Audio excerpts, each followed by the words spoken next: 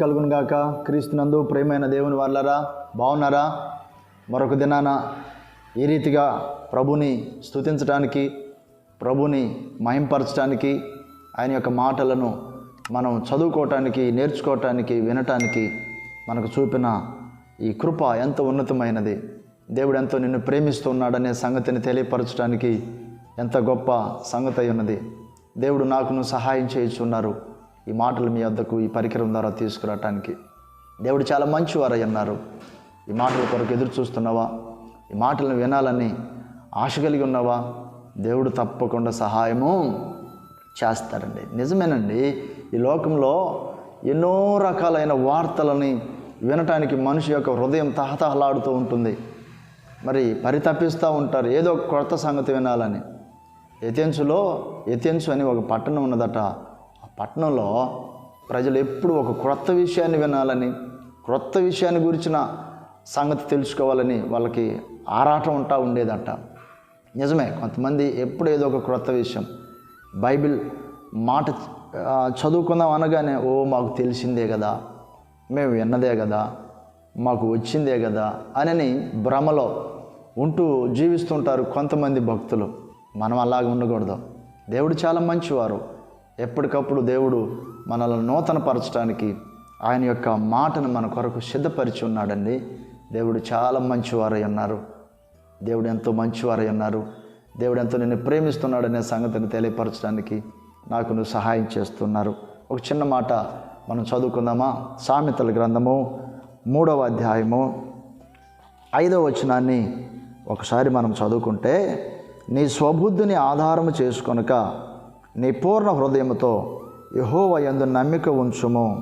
హల్లెలూయా! ఎంత అద్భుతమైన దేవుడు. నీ స్వబుద్ధిని ఆధారం చేసుకొనక.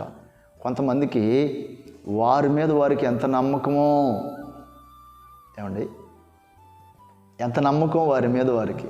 అంటే వారి మీద వారికి నమ్మకం ఉండవద్దని నేను అనట్లేదు, కానీ దేవుని కంటే ఎక్కువగా ఒక అతను బైక్ మీద బాగా స్పీడ్గా వెళ్తూ ఉన్నాడు. చాలాసార్లు చెప్పి చూశారు. అతను స్పీడ్గా వెళ్ళే సంగతిని చూసిన వారు, అయ్యా అంత స్పీడ్ పనికి రాదు, కొంచెం తగ్గించుకో, కొంచెం చిన్నగా వెళ్ళు అని చాలాసార్లు చెప్పారు. ఏం పట్టించుకోలే, అలాగనే కంటిన్యూ చేస్తూ ఉన్నాడు అతను. ఒకానొక రోజున, మరి అన్ని రోజులు మనవి కావు కదండి, ఒకానొక రోజున మొత్తం మీద ఆయనకి ఏదో అడ్డం వచ్చిందో, రాయి అడ్డం వచ్చిందో, బ్రేక్ పడలేదో, మొత్తం మీద ఏదో జరిగింది. చాలా పెద్ద పెద్ద దెబ్బలు తగిలాయి. చాలా పెద్ద పెద్ద దెబ్బలు తగిలితే చెప్పినవారు, ఇంతకుముందు చెప్పినవారు, చిన్నగా వెళ్ళయ్యా అని చెప్పి మేము అన్నాం కదా, ఎందుకు ఎట్లా చేసుకున్నావయ్యా అని చెప్పి అతన్ని అడిగితే అతను అంటాడు, నేను ఎలా అయిద్ది అనుకోలేదు.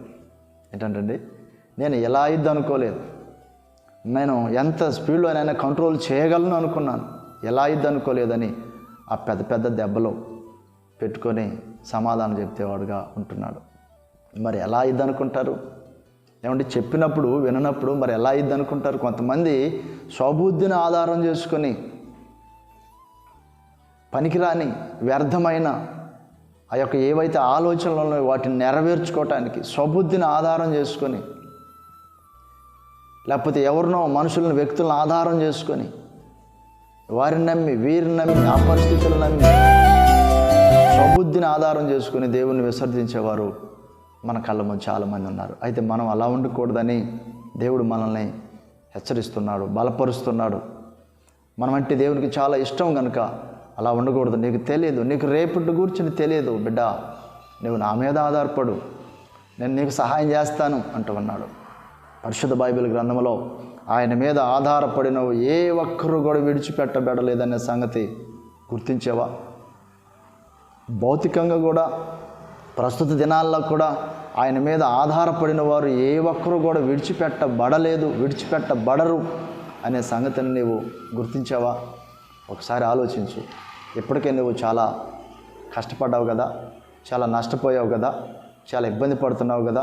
కొన్నిసార్లు నిన్ను నీవు నమ్మి, లేకపోతే మరొకరు నమ్మి, మరొక పరిస్థితిని నమ్మి చాలాసార్లు ఇబ్బంది పడ్డావు కదా. కొంతమంది దాన్నే కంటిన్యూ చేస్తున్నారు కదా. దయచేసి ఆగి ఆలోచించి దేవుని మీద ఆధారపడు, దేవుని వైపు చూడు, దేవుని మీద ఉన్న ఆ యొక్క విశ్వాసంతో అడుగులు వేయి, తప్పకుండా దేవుడు సహాయం చేస్తారు. సృష్టికి కర్త మనల్ని చేసిన దేవుడు. ఒక పరికరము చెడిపోతే కనుక ఆ పరికరం చేసిన వారి దగ్గరకు వెళ్ళి ఆ కంపెనీకి సంబంధించిన వారు మరలా ఆ పరికరాన్ని బాగు చేస్తూ ఉంటారు. మనం కూడా అంతే. మనల్ని చేసిన దేవుడు, మనకు ఆధారం ఆయనే కనుక ఆయన దగ్గరకు వెళ్ళి మన పరిస్థితుల్లో మనం ఆయనకు మనవి చేసుకుంటే తప్పకుండా సహాయం చేస్తారు. మనం ఒక చిన్న ప్రార్థన చేసుకుందామా? ప్రేమగల తండ్రి, జీవము కలిగిన గొప్ప దేవా, మీకు వందనాలు, స్తుతులు, స్తోత్రాలు తండ్రి. నాయనా, నిజమే, మా మీద మాకున్న ఆ నమ్మకం, మా మీద మాకున్న ఏదైతే ఆ అతిశయపూర్వకమైన ఆ క్రియలు ఉన్నాయో అవి చాలాసార్లు మమ్మల్ని నష్టంలోనికి, కష్టంలోనికి నడిపించినాయి. చాలాసార్లు మమ్మల్ని ఇబ్బంది పెట్టినాయి. దయచేసి మమ్మల్ని క్షమించు. ఈ ప్రార్థనలు ఏకీభవించిన ప్రియ సహోదరులను బలపరచు. మిమ్మల్ని ఆధారం చేసుకునే మనసును దయచేయి. మరి తిరగటానికి కృప చూపండి. మీ సన్నిధిలో ఉన్న మేలులు, సంతోషము, దీవెన అనుభవించడానికి కృప చూపండి. యేసయ్య పరిశుద్ధ నామములో అడిగి వేడుకొంచున్నాము తండ్రి, ఆమేన్. మన తండ్రి అయిన దేవుని ప్రేమ, మన రక్షకుడైన యేసుక్రీస్తు ప్రభువు వారి కృప, పరిశుద్ధాత్మ దేవుని సన్నిధి సహవాసము మనకందరికీ తోడై ఉండి నడిపించునుగాక. ఆమేన్. దేవుడు ఎంతో నిన్ను ప్రేమిస్తూ ఉన్నాడు. God bless you.